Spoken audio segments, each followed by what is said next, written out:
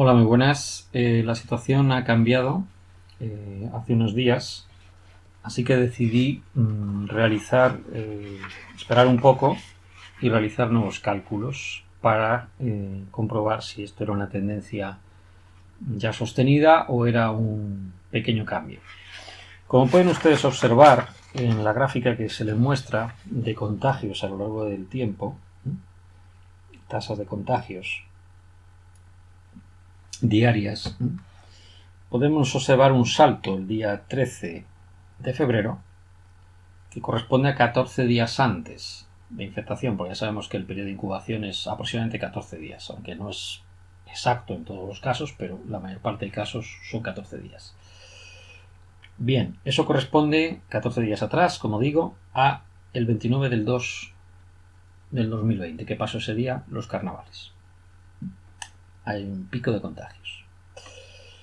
Podemos observar que también hay un pico de contagios en torno al día 8 o 9 de marzo, que 14 días después se manifiestan el 22 y 23.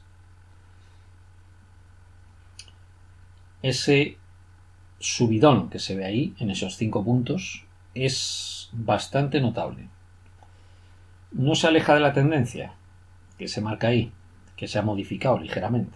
Es decir, si vemos la tendencia que hay en la subida exponencial, bueno, en este caso es polinómica, se ajusta mejor un polinomio de grado 3. Si vemos la subida que se produce sin contar esos 5 últimos puntos y la subida contando esos 6 últimos puntos, incluyendo el del día 22, vemos que hay un pequeño desfase. Ese pequeño desfase no parece muy grande, pero es que estamos empezando. Si ese desfase continúa, se va a ver un efecto muy fuerte.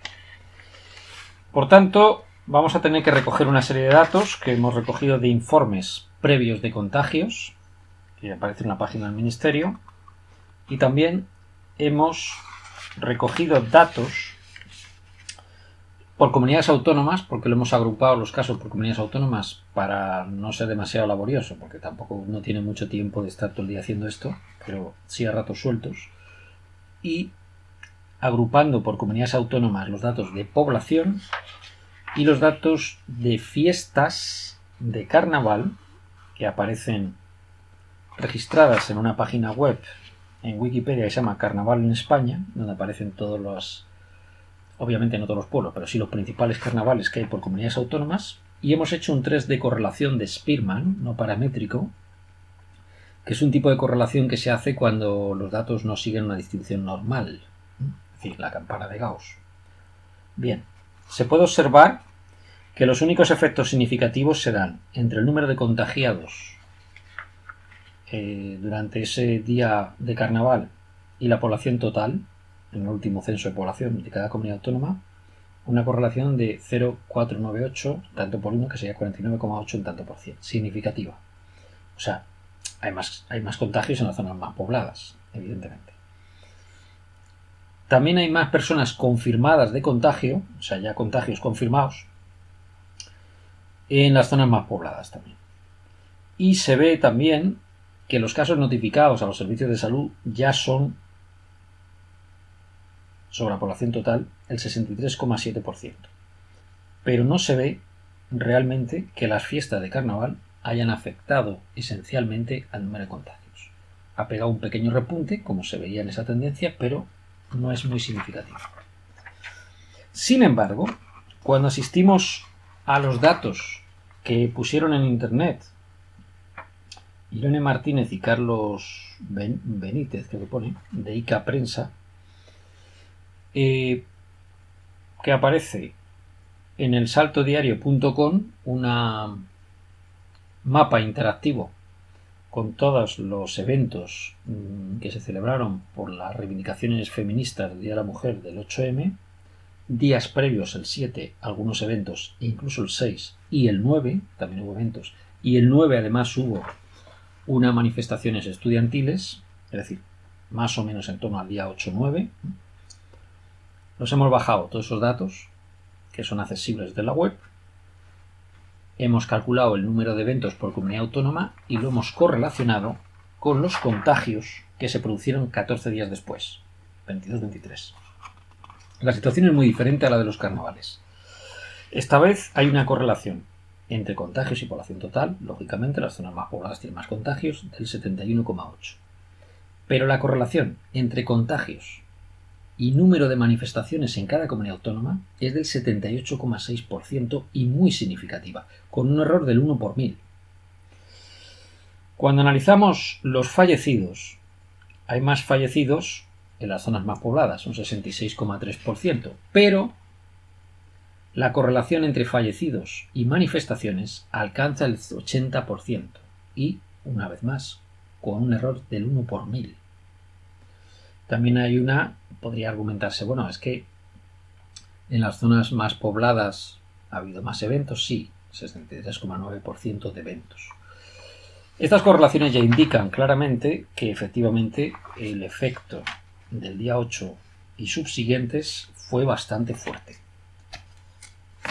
Pero no solamente ese día 8 ocurrieron eventos de manifestación, también hubo en torno a esos días partidos de fútbol, mitin políticos y un montón de reuniones que vinieron a coincidir con una masa crítica de infectados que ya afectó. Prueba de ello es que en la cabecera de las manifestaciones hay varios políticos que han sido infectados. Y también en mítines electorales, porque evidentemente cualquier reunión en ese momento iba a tener un efecto. Para poder comprobar esto con mayor exactitud, he hecho un análisis de la semivarianza o cuasivarianza, que es una varianza por trozos, por decirlo de alguna manera. Y cuando agrupamos los datos de infectaciones diarias, cada 2, 3 días y cada 4, vemos un pico muy fuerte que ocurre el día 22, precisamente el 22, ojo, no el 23, el 22, es decir, 14 días después. Si el pico de infectaciones realmente que estamos viendo en ese gráfico corresponde al día 22, es que el evento que lo causó fue el 8M, principalmente. También vemos un segundo pico en torno al día 12 y correspondería a 14 días atrás. Podría corresponder precisamente con los carnavales.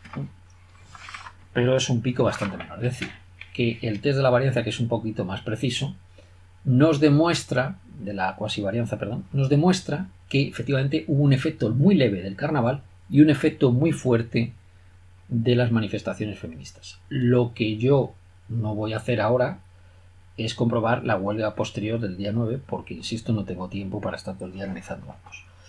Pero esto nos lleva a un cambio de escenario completo, que es lo que realmente a mí me importa más. Cuando vemos, siguiendo el mismo modelo que ya hemos explicado en un vídeo anterior, modelo sigmoideo de Chapman, que hay otros modelos que se ajustan un poquito mejor, pero este se ajusta bien y es muy sencillo, la ecuación es más sencilla, vemos que la relación entre infectados a lo largo del tiempo nos sitúa en un escenario que parece extraordinariamente preocupante. Podríamos llegar en torno al mes de octubre, final de octubre, a 15 millones de infectados en España. El R cuadrado, es decir, el coeficiente de determinación de este modelo, es de 0,9995, con un error de 1 y 16 ceros para atrás, o sea, un error realmente mínimo. Los datos se ajustan muy bien a un modelo sigmoideo. Cuando hacemos la derivada de ese modelo, la primera derivada, es decir, la tasa de cambio a lo largo del tiempo, vemos precisamente cuando se produce esa tasa más rápida, que es el pico de infectación. Y habíamos dicho que el pico se situaría con la situación previa al 8M en torno al día 4 de abril, que está aquí al lado, por decirlo de alguna manera. Podríamos haber salido ya de la cuarentena, pero me temo que la cuarentena se va a prolongar, porque el efecto del 8M va a causar una prolongación de dicha cuarentena. ¿Hasta cuándo? Pues el pico máximo se va a producir en torno a finales de mayo, principios de junio. Claro, esto nos podría pensar que el número de fallecidos va a ser muy grande. Y aquí se da una paradoja, y es que la función sigmoidea del día 28, a día 28, que es a los últimos datos de los que dispongo, indican que la función simoidea de crecimiento de funciones es mucho menor que las que cabría esperar si no hubiéramos hecho la cuarentena. Y entonces, si no hubiéramos hecho la cuarentena, o a poco de hacer la cuarentena, el escenario era completamente distinto. Podríamos haber llegado a la increíble cantidad de 1 millón de defunciones, 1.200.000. Y gracias a la cuarentena nos situaríamos en un escenario teórico de 200.000 defunciones, que es una salvajada también. Pero totales, ojo, totales, es decir, contando todas las defunciones se producen todos los días. Y el pico máximo de defunciones se alcanzaría a principios de abril con 3.000 defunciones de tasa de cambio. ¿Esto qué significa? 3.000 defunciones en un solo día. Se alcanzarían en torno al 14 de abril. Por tanto, ¿qué significa? Que hay que extremar de una manera total el control en esta cuarentena. Es decir, evitar saltarse la cuarentena, por mínimo que sea, porque estamos ante un escenario realmente peligroso de aquí a mediados de abril. Estas 2 semanas, 3 semanas casi, que nos quedan hasta mediados de abril, van a ser especialmente problemáticas.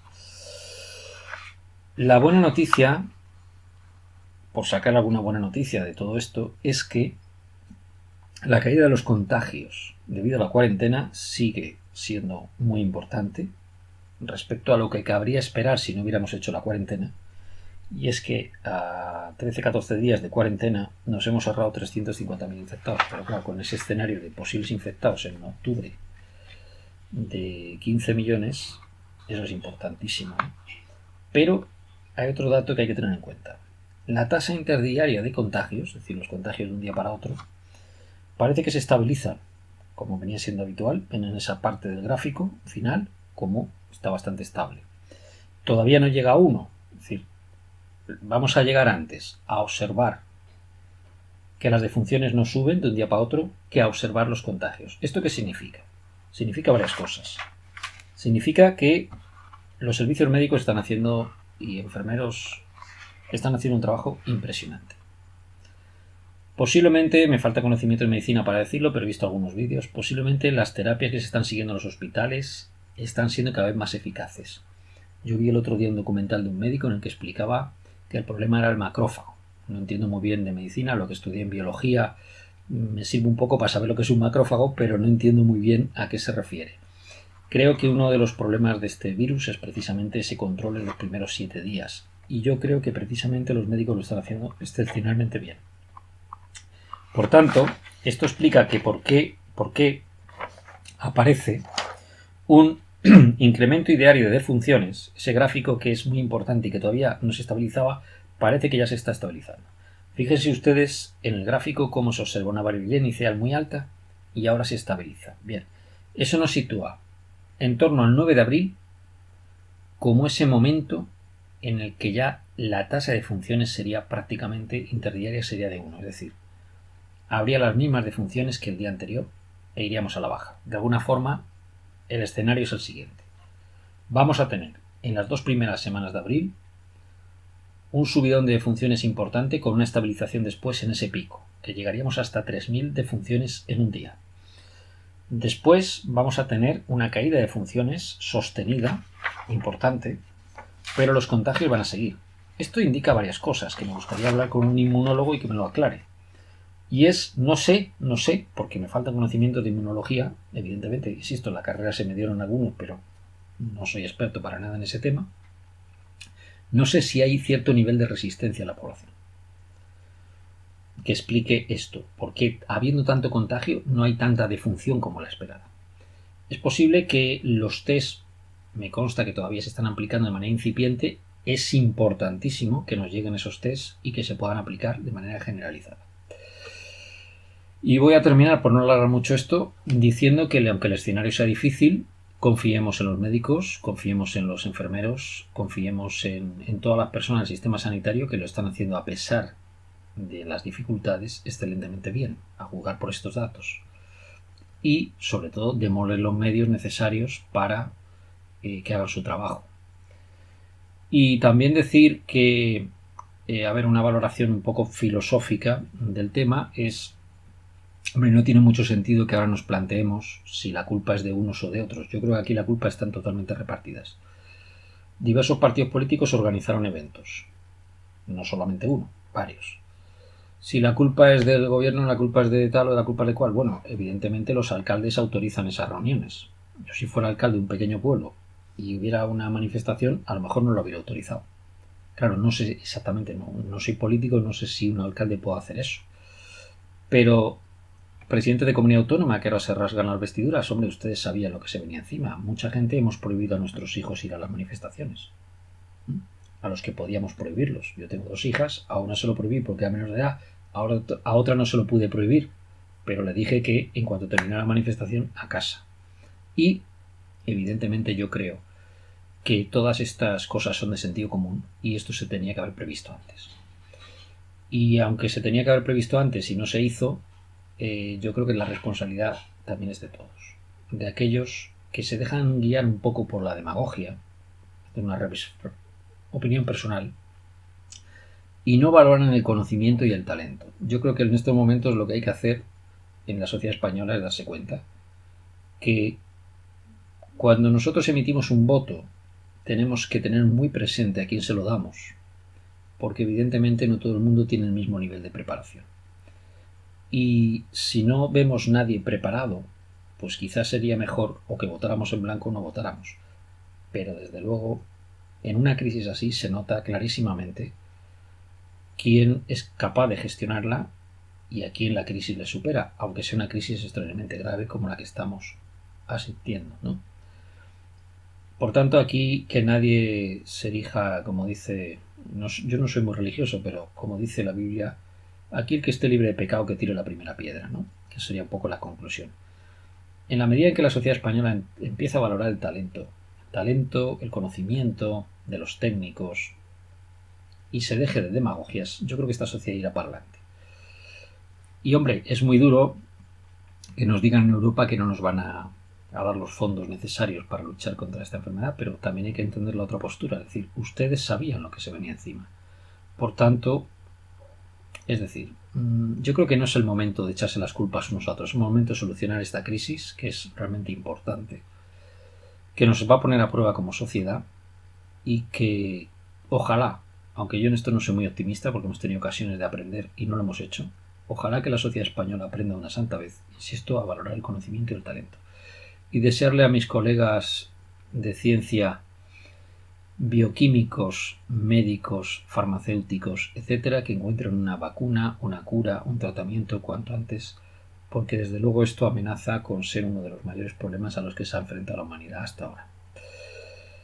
Yo creo que vamos a salir de esto reforzados, pero el camino va a ser duro y largo, y por supuesto no nos podemos saltar la cuarentena. Venga, un saludo, mucha paciencia y muchas gracias. Chao.